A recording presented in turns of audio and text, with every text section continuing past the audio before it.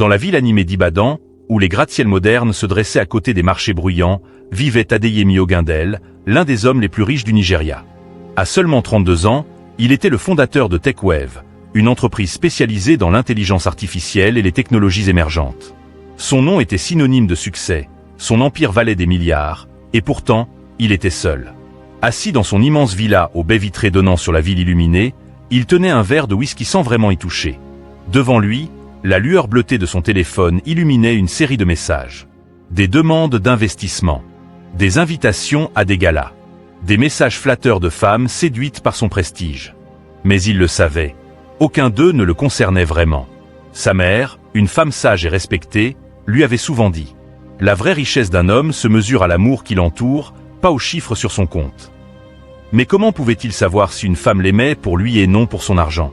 Ses relations passées avaient tout échoué lorsque l'argent cessait de couler à flot ou lorsqu'il testait la sincérité de ses compagnes. Trop de déceptions, trop de faux-semblants. Ce soir-là, en regardant la ville qui ne dormait jamais, une idée folle germa en lui. Il voulait savoir ce que cela faisait de vivre comme un homme ordinaire. De travailler, de lutter, de vivre sans privilèges. Peut-être qu'ainsi, il découvrirait ce qu'était l'amour authentique. Il se leva brusquement et se dirigea vers son dressing.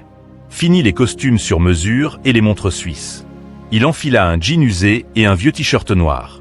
Il ouvrit un tiroir secret dans son bureau et sortit une fausse pièce d'identité au nom de Quin Lajeyi, une couverture qu'il utilisait parfois lors de missions caritatives.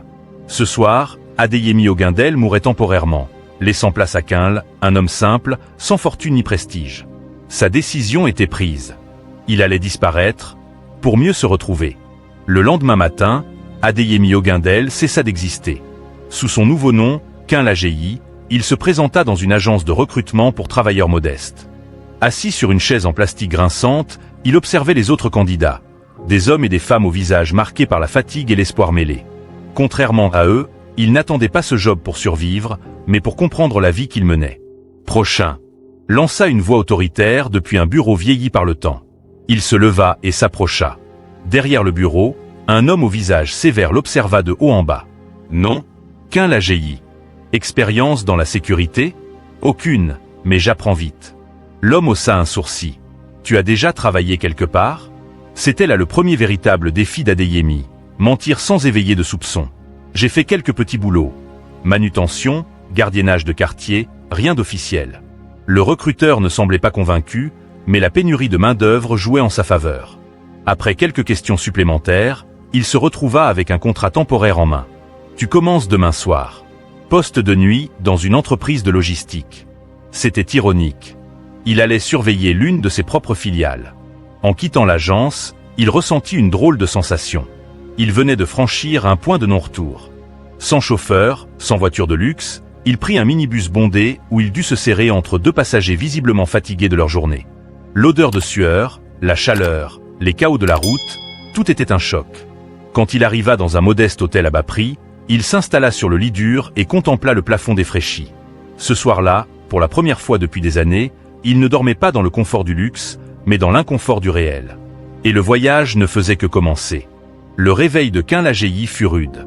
Le lit de l'hôtel Bon Marché lui avait laissé des courbatures. Il était habitué aux matelas en mousse à mémoire de forme et aux draps en coton égyptien, mais cette nuit avait été différente. Le bruit des klaxons, les discussions animées des voisins, l'odeur de la cuisine de rue qui s'infiltrait par la fenêtre mal ajustée. Tout cela formait une nouvelle symphonie à laquelle il devait s'habituer. Il se leva, s'habilla simplement et quitta sa chambre. Plus de voiture privée ni de chauffeur. Il se rendit à pied au marché voisin, où il acheta un pain sucré et un sachet de café instantané. Lorsqu'il s'assit sur un banc pour manger, il observa la foule. Les vendeuses de fruits, les enfants courant pieds nus, les travailleurs en retard. Pour la première fois, il se sentait invisible. À 18h, Quin se présenta à son poste. La filiale logistique de TechWave, une grande entreprise spécialisée dans la gestion des stocks et la distribution de composants électroniques. Son superviseur, un homme trapu du nom de Babatinde, lui fit un signe de tête et lui tendit un uniforme bleu délavé. « Mais ça, garçon. Et souviens-toi, ici, on ne dort pas en service. » Il hocha la tête et enfila l'uniforme. L'odeur de la lessive bon marché et la texture rugueuse du tissu lui rappelèrent que son monde de luxe était désormais bien loin. Son rôle était simple, patrouiller dans l'entrepôt, surveiller les caméras et signaler toute activité suspecte. Mais il comprit rapidement que le vrai défi n'était pas de protéger les lieux, mais d'être accepté par ses collègues. Parmi eux, il remarqua une jeune femme à la voix autoritaire et au regard perçant. Neka, l'assistante comptable de nuit. Elle était belle, mais surtout forte et indépendante. « Toi, le nouveau », lança-t-elle en passant. « Assure-toi que les livreurs n'entrent pas sans badge, on a eu des vols récemment. » Il hocha la tête, intrigué par son énergie. Il ne le savait pas encore, mais cette femme allait bouleverser sa vie. Qu'elle s'adapta rapidement aux tâches physiques de son poste, mais il découvrit vite une nouvelle hiérarchie sociale bien différente de celle des conseils d'administration. Ici, on ne respectait pas les titres, mais la force, l'endurance et la loyauté. Baba Tinde, son superviseur, semblait le jauger. « Quinl, tu tiens bien debout cette nuit ?» lança-t-il avec un sourire en coin. « Bien sûr, Baba », répondit Quinl avec assurance. Mais tout le monde n'était pas aussi bienveillant. Shuka, un cadre arrogant et suffisant, ne manquait jamais une occasion de mépriser les employés de nuit. Lorsqu'il passa devant Quinl ce soir-là, il lui lança un regard dédaigneux. « Un nouveau chien de garde ? Espérons que tu sois plus efficace que le dernier. » Quinl se contenta de serrer les dents. Dans son ancienne vie, un simple appel aurait suffi à faire renvoyer un homme comme Shuka. Mais ici, il n'était qu'un agent de sécurité, et il devait rester à sa place. Durant une ronde, Quinl aperçut Neka, occupé à réconcilier des factures. Il s'approcha discrètement et l'observa quelques instants. « Un problème ?» demanda-t-il enfin. Elle releva la tête, surprise. « Tu t'intéresses au compte maintenant ? Pas vraiment, mais tu sembles agacé. » Elle soupira en secouant la tête. « Les chiffres ne mentent pas, mais les gens, si. Il manque de l'argent dans les stocks et personne ne veut assumer. » Quinl sentit son cœur battre plus fort. Il connaissait bien ce genre de situation. Dans le monde des affaires, la corruption se cachait souvent sous les chiffres. « Tu crois que c'est un vol interne ?» demanda-t-il. Elle haussa les épaules. « Probablement. Mais qui s'en soucie? Nous ne sommes que des employés ici. » Ces mots résonnèrent en lui. Elle pensait être insignifiante, alors qu'en réalité, elle était une des rares personnes intègres de cette entreprise. Quinl comprit alors que son voyage n'était pas seulement une quête d'amour. C'était aussi une plongée dans une réalité qu'il avait trop longtemps ignorée. Les jours passèrent et Quinl s'habitua peu à peu à son nouveau rôle. Les nuits étaient longues et éprouvantes, mais il tenait bon. Il apprenait à observer sans être vu, à écouter sans intervenir. Pourtant, il ne pouvait s'empêcher de remarquer certaines choses étranges. Chaque soir, des marchandises disparaissaient discrètement de l'entrepôt. Les feuilles de stock indiquaient que tout était en ordre, mais Quinl, qui surveillait les caméras, voyait bien que certains camions entraient et sortaient sans explication. Un soir, alors qu'il effectuait sa ronde, il surprit une conversation troublante. Shuka, le cadre suffisant, parlait à un homme en costume près d'un des camions de livraison. « Fais passer ça discrètement. Personne ne doit savoir. » Quinl se cacha derrière une pile de cartons et observa. L'homme en costume tendit une enveloppe à Shuka, qui la rangea rapidement dans sa veste. Du détournement de marchandises, son instinct d'homme d'affaires se réveilla. C'était une fraude interne, et il en avait maintenant la preuve. Mais comment agir sans se trahir? Quinl savait que s'il dénonçait Shuka, il attirerait l'attention sur lui. Un simple agent de sécurité qui se mêle des affaires d'un cadre? Cela éveillerait des soupçons. Il décida alors de jouer la prudence. Le lendemain, il alla voir Neka sous prétexte de discuter des problèmes de stock. « J'ai remarqué quelque chose d'étrange la nuit dernière. » Commença-t-il. Elle leva un sourcil. « Tu t'intéresses vraiment à la comptabilité maintenant? Disons que j'ai un bon instinct. » Il lui raconta ce qu'il avait vu sans mentionner Shuka. Neka sembla hésiter. « Je ne peux accuser personne sans preuve concrète, » dit-elle en croisant les bras. Quinl hocha la tête. Elle était prudente, intelligente. Mais il le savait, s'il voulait faire tomber Shuka, il allait devoir rassembler plus de preuves. Et ce ne serait pas sans danger. Quinl savait que s'il voulait découvrir toute la vérité sur le détournement de marchandises, il devait être plus malin que Shuka. Il ne pouvait pas simplement le confronter, ni se contenter de rapporter ce qu'il avait vu. Il lui fallait une preuve indiscutable. Alors, il élabora un plan. Il décida de rester après la fin de son service, caché dans un coin stratégique de l'entrepôt, pour observer les allées et venues nocturnes. Si Shuka et ses complices faisaient encore une transaction, il pourrait les prendre sur le fait. À minuit passé, alors que l'entrepôt était presque vide, Quinl vit Shuka arriver discrètement. Cette fois, il était accompagné de 3 hommes costauds, qui ressemblaient davantage à des mercenaires qu'à des employés. Un camion recula lentement dans l'ombre. L'un des hommes ouvrit la porte arrière du véhicule, révélant plusieurs cartons estampillés TechWave. C'était bien du vol. Quinl sentit son cœur battre plus vite. Il devait agir. Mais il commit une erreur. En reculant discrètement pour enregistrer la scène avec son téléphone, il heurta une boîte en métal qui tomba bruyamment. Tout le monde se retourna. « Qui est là » rugit Shuka, alarmé. Quinl se colla contre le mur, retenant son souffle. Il devait fuir, et vite. L'un des hommes sortit une lampe torche et la pointa dans sa direction. Les secondes semblaient s'éterniser. Quinl savait que s'il était découvert, il risquait plus qu'un simple renvoi. Alors que l'un des hommes s'approchait dangereusement, une voix retentit dans l'obscurité. « Qu'est-ce que vous faites ici à cette heure » C'était Neka. Elle marchait d'un pas assuré vers eux, tenant une liasse de documents dans une main. Shuka se retourna brusquement. « Ce ne sont pas tes affaires, Neka. Va-t'en. » Elle plissa les yeux, méfiante. « Je faisais des vérifications sur les stocks. Pourquoi ce camion est encore ici ?» Quinl profita de la diversion pour glisser son téléphone dans sa poche et reculer silencieusement. Shuka souffla bruyamment et fit un signe à ses hommes. « On termine ici. Filez !» Les hommes refermèrent le camion et disparurent dans la nuit. Neka, intriguée, observa la scène puis jeta un regard vers l'entrepôt. Elle savait qu'il y avait quelque chose de louche. Quinl, caché dans l'ombre, savait qu'il venait d'échapper de justesse à un piège dangereux. Mais maintenant, Shuka allait devenir encore plus méfiant. Le lendemain, Quinl sentit une tension inhabituelle dans l'entrepôt. Les regards étaient plus pesants, les conversations plus discrètes. Shuka et ses complices avaient compris qu'ils avaient été observés, et ils cherchaient à identifier l'intrus. Baba Tinde, son superviseur, l'arrêta avant le début de son service. « Quinl, sois prudent. » Quinl fronça les sourcils. « Pourquoi dis-tu ça, Baba ?» Le vieil homme jeta un regard autour de lui, puis baissa la voix. « Quelqu'un a fouillé les affaires des agents de sécurité aujourd'hui. Il cherche quelque chose. Son téléphone. » Quinl sentit un frisson lui parcourir l'échine. S'il le trouvait et vérifiait les enregistrements, il était fini. Il fit semblant de rester calme. « Merci Baba, je ferai attention. » Alors qu'il prenait son poste, Shuka l'arrêta dans le couloir. Son sourire était froid, calculateur. « Toi, le nouveau, viens par ici. » Quinl obéit lentement, sentant le piège. Dans une salle isolée, deux des hommes de Shuka attendaient, bras croisés. « Tu travailles ici depuis peu, mais on dirait que tu es bien curieux. » Quinl haussa les épaules. « Je fais juste mon travail. » Il tapota l'épaule de Quinl, un geste à la fois amical et menaçant. « Sinon, les accidents arrivent vite. Tu comprends ?» Quinl soutint son regard sans ciller. Il savait que s'il montrait de la peur, il serait fichu. « Je ne suis là que pour mon salaire, patron. Rien de plus. » Shuka sembla satisfait, mais pas totalement convaincu. « Bonne réponse. » Quinl quitta la pièce, le cœur battant à tout rompre. Shuka avait des soupçons. Il devait agir vite, ou il ne sortirait peut-être pas d'ici en un seul morceau. Quinl savait que son temps était compté. Shuka le surveillait de près, et il ne pouvait plus se permettre la moindre erreur. S'il voulait renverser la situation, il devait trouver un allié. Et il n'y avait qu'une seule personne en qui il pouvait avoir confiance, Neka. Ce soir-là, après son service, il attendit Neka à la sortie de l'entrepôt. Elle sursauta en le voyant l'attendre sous un lampadaire vacillant. « Quinl, qu'est-ce que tu fais là ?» Il hésita un instant, puis prit une grande inspiration.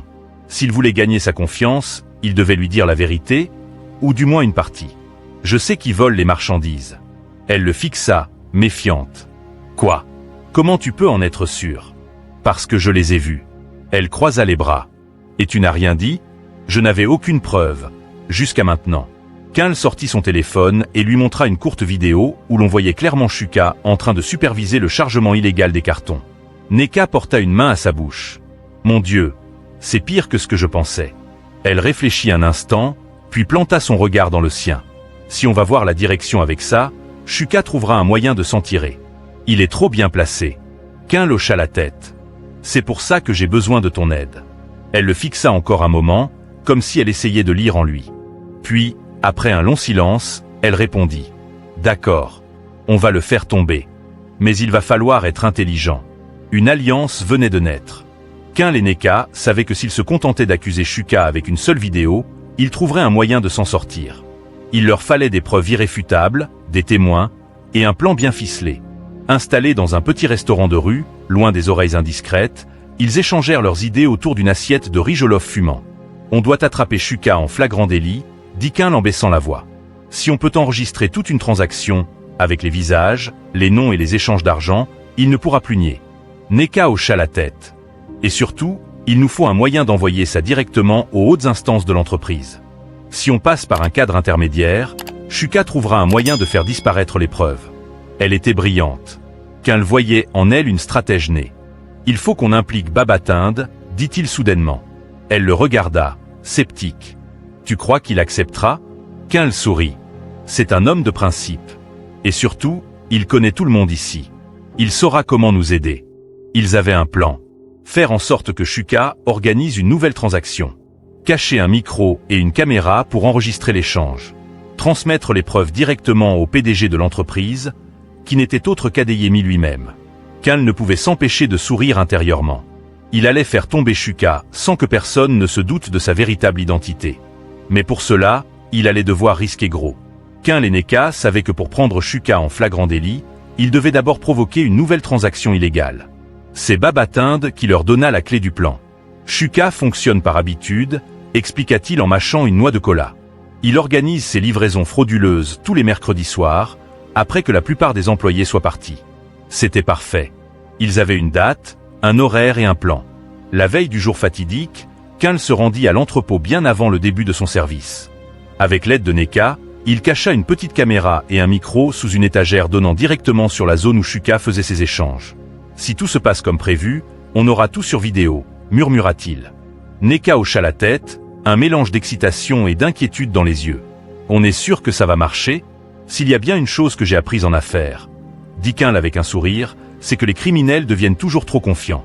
Le lendemain soir, tout se mit en place. Quinl et Babatinde faisaient semblant d'être occupés à leur ronde, tandis que Neka surveillait l'écran de son ordinateur, où elle pouvait voir en direct les images de la caméra cachée. Puis, Shuka arriva. Comme prévu, il était accompagné de ses hommes et du fameux camion. Cette fois-ci, il semblait encore plus pressé et nerveux. Quinl écoutait leur conversation à travers une oreillette connectée au micro. « Dépêchez-vous, grogna Shuka. On doit finir avant minuit. Quelqu'un nous espionne, je le sens. » Quinl et Neka échangèrent un regard inquiet. Ils devaient agir vite, avant qu'ils ne se rendent compte du piège. Mais au moment où ils allaient boucler la transmission pour envoyer les preuves au PDG, un bruit sourd retentit derrière eux. Quinl se retourna et vit deux hommes imposants s'avancer vers eux. « Ah, je savais bien que quelqu'un fouinait trop ici », lança une voix glaciale. C'était Shuka. Ils avaient été repérés. Quinl sentit son cœur s'accélérer. Shuka et ses hommes se tenaient devant lui et Neka, les fixant avec un sourire menaçant. Alors, Quinl, ou devrais-je dire, petit fouineur, lança Shuka en croisant les bras. Neka tenta de cacher son inquiétude, mais ses mains tremblaient légèrement. Elle savait qu'ils étaient dans une situation dangereuse. « Je ne vois pas de quoi tu parles », répondit Quinl d'un ton calme, essayant de gagner du temps. Shuka haussa un sourcil. « Tu crois que je suis idiot? Depuis que tu es arrivé, tout a changé. Et par un pur hasard, on commence à parler de stock manquant et d'enquête ?» Il jeta un regard vers Neka. « Et toi, petite comptable, tu pensais que je ne verrais pas tes petits mouvements dans les fichiers ?» Quinl et Neka échangèrent un regard rapide. Ils devaient trouver un moyen de s'en sortir.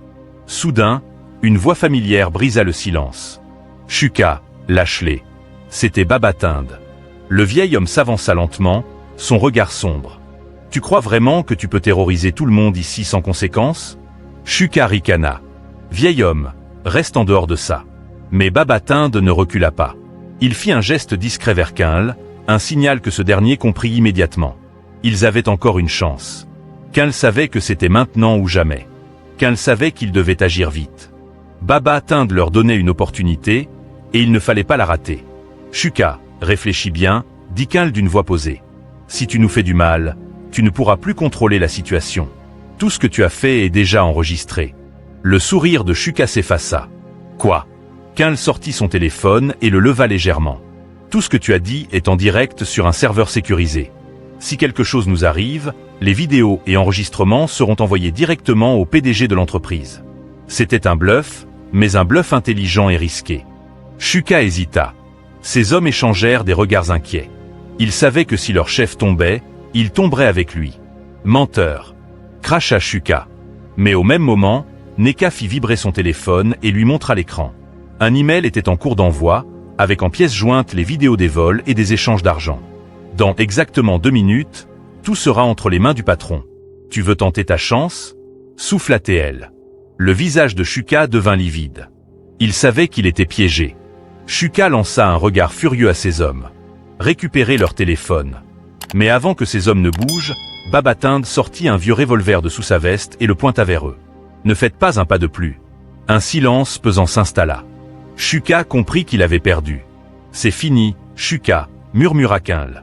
Tu as joué, tu as perdu. Shuka serra les poings. Il tenta de garder la face, mais il savait que tout allait s'écrouler pour lui. Quelques secondes plus tard, un téléphone sonna. C'était celui de Shuka. Il regarda l'écran. Un appel de la direction générale. Le PDG venait d'être informé. Kinl croisa les bras. La partie était terminée. Shuka décrocha le téléphone avec hésitation. Son visage, auparavant arrogant et confiant, se transforma en un masque de peur. « Allô, monsieur le directeur ?» balbutia-t-il. La voix à l'autre bout du fil était froide et tranchante.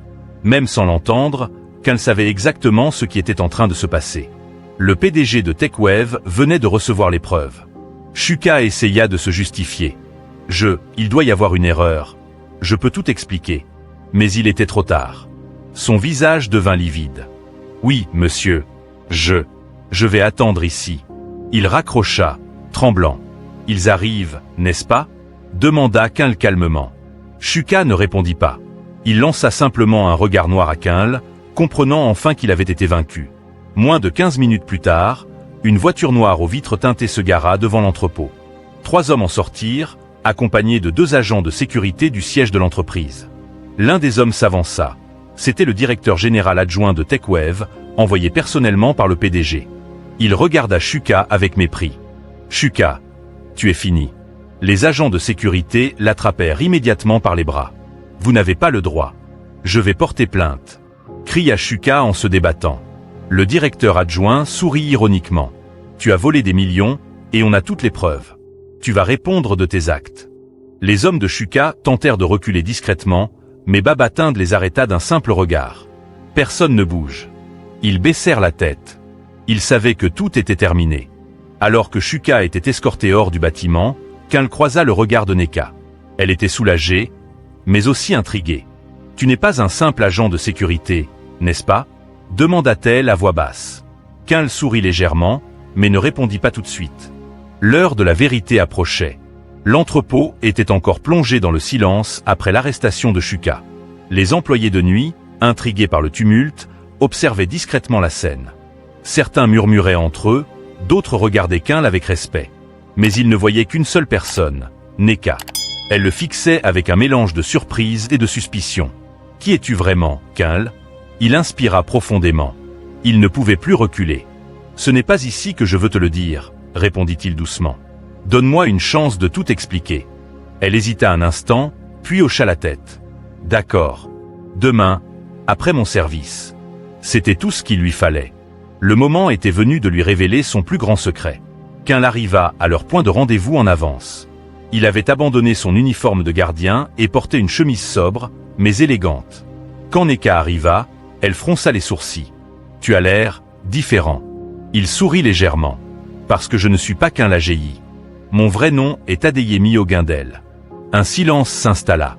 Elle ouvrit la bouche, mais aucun mot n'en sortit. Le PDG de TechWave finit-elle par souffler. Il hocha la tête. « Oui, je voulais voir la réalité de mes employés. Savoir si l'amour sincère existait encore pour un homme comme moi.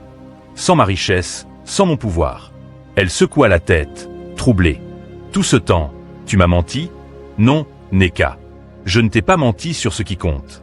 L'homme que tu as connu, celui qui t'a aidé, qui s'est battu contre Shuka, c'est moi. » Elle le regarda, ses émotions en conflit. « Je ne sais pas si je peux te faire confiance, » murmura-t-elle. Adeyemi sentit son cœur se serrer. C'était maintenant à elle de décider. Le silence entre Adeyemi et Neka était lourd, chargé d'émotions contradictoires. Elle l'aimait elle vraiment, ou était-elle simplement trahie par la révélation? Elle croisa les bras, détournant le regard. « Tu as joué avec mes sentiments, Adeyemi. Tout ce que je croyais savoir sur toi était faux. » Il fit un pas vers elle, sincère. « Non, Neka. Tout ce que j'ai vécu avec toi était réel. » Elle releva les yeux, une lueur de doute mêlée de colère dans le regard. « Alors pourquoi avoir caché la vérité ?» Il soupira. Parce que je voulais être sûr. Je voulais savoir si une femme pouvait m'aimer pour ce que je suis et non pour mon nom, ma fortune ou mon pouvoir. Elle resta silencieuse un instant. Puis, d'une voix plus douce, elle demanda. « Et qu'as-tu découvert » Adeyemi lui sourit légèrement. « J'ai découvert que la seule femme qui m'intéresse est celle qui a osé tenir tête à un cadre corrompu et qui se bat chaque jour pour sa dignité. » Neka baissa les yeux, troublé. Son cœur lui hurlait de lui faire confiance, mais son esprit lui rappelait qu'elle avait été dupée. « Je ne sais pas, » murmura-t-elle. Il lui prit la main doucement. « Je ne te demande pas de me pardonner tout de suite. Mais laisse-moi te prouver que ce que je ressens pour toi est vrai. » Elle leva les yeux vers lui, cherchant la vérité dans son regard. Puis, après un long moment, elle inspira profondément. « Très bien. Mais tu as intérêt à me prouver que tu es digne de confiance. » Adeyemi sourit, soulagé. « Je ferai tout pour ça. » Et dans le tumulte de cette révélation, une nouvelle aventure commençait, non plus guidée par le mensonge, mais par la sincérité. Quelques mois plus tard, l'histoire du milliardaire déguisé en agent de sécurité devint une légende urbaine. Adeyemi, en homme changé, prit des mesures drastiques pour améliorer les conditions de ses employés. Il ouvrit des bourses pour les travailleurs comme Neka, augmenta les salaires et renforça la lutte contre la corruption. Quant à Neka, elle prit le temps de le connaître sous son vrai jour. L'amour avait survécu à l'épreuve du mensonge, mais cette fois, il se construirait sur la vérité.